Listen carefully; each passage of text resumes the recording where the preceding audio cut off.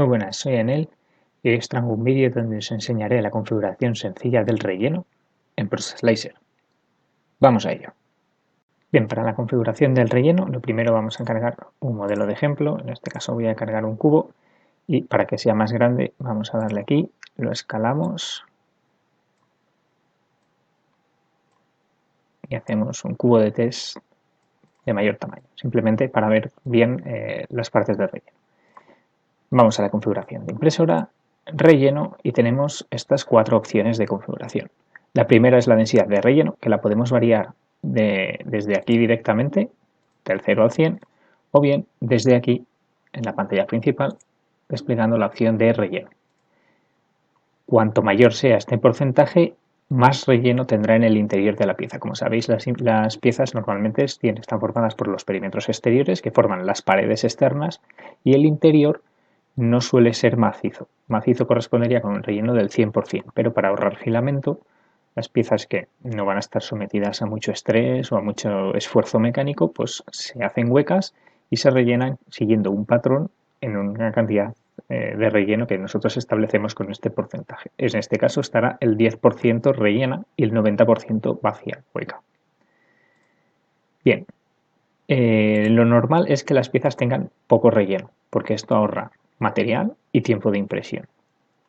Si laminamos la pieza y bajamos las capas, vemos que el relleno, en este caso, está formado por giroide, vamos a ver ahora qué es eso, pero que, como veis, no es relleno 100% de plástico, sino que va siguiendo unas ondas con espacio entre unas y otras. Si yo lo que hago es aumentar este relleno, por ejemplo, a un 50%, y lamino, vamos a ver que las líneas ahora son están mucho más juntas unas de otras. Es decir, el relleno es mucho mayor. ¿De acuerdo? Eso es lo que configuramos con la densidad de relleno. Como veis, cada vez que modifico uno de los parámetros, se resalta para indicar que no corresponde con el ajuste inicial que yo tenía. Pulsando en la flechita, volvemos al parámetro que tenía guardado en esta configuración. El patrón de relleno es uno seleccionable de entre todos estos que tenemos en el desplegable. El patrón de relleno es la forma que va a hacer el relleno. Como habéis visto en son este tipo de ondas que se denominan giroides. Que bueno, estas ondas al final, que son así como muy hipnóticas, es para reducir la trayectoria y mejorar la velocidad a la hora de imprimir el relleno. Pero aparte de giroide podemos tener patrones rectilíneos, rejillas, triángulos, estrellas.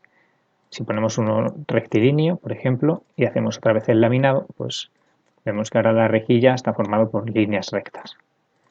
Simplemente eligiendo uno, por ejemplo el panal de abeja, pues serían hexágonos, ¿de acuerdo?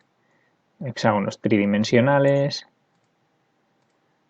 Podemos hacer pues, espirales. En definitiva, podemos elegir la forma que nosotros queramos para hacer este relleno.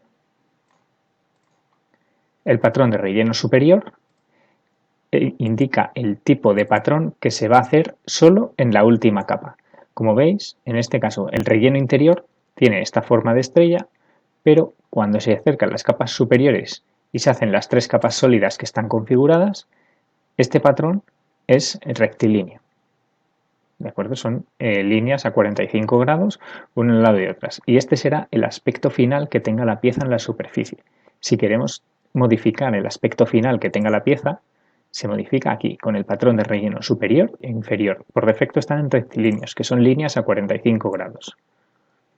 Pero si yo cambio este patrón y lo pongo concéntrico, en este caso veis que el relleno concéntrico sería ir reduciendo, haciendo perímetros cada vez más pequeños hasta el centro. Podéis modificar, por ejemplo, con las curvas de Arquímedes, con el patrón que queráis, y esto os va a dar un acabado superficial diferente. Pero este patrón solo se aplica en la capa superior. Estamos en la capa 207. Si bajamos a la 206, se mantiene el patrón rectilíneo que se viene aplicando para las capas de cierre superior, excepto en la última en la que se aplica este patrón, que será el que quede al final visible.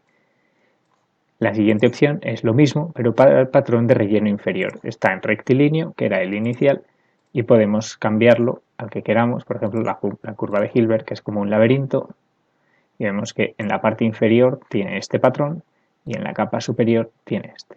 Lo mismo sucede para la capa inferior. La capa inferior solo es la primera, las siguientes son rectilíneas y luego el patrón de relleno que hayamos puesto. La primera capa es la que tiene ese patrón especial.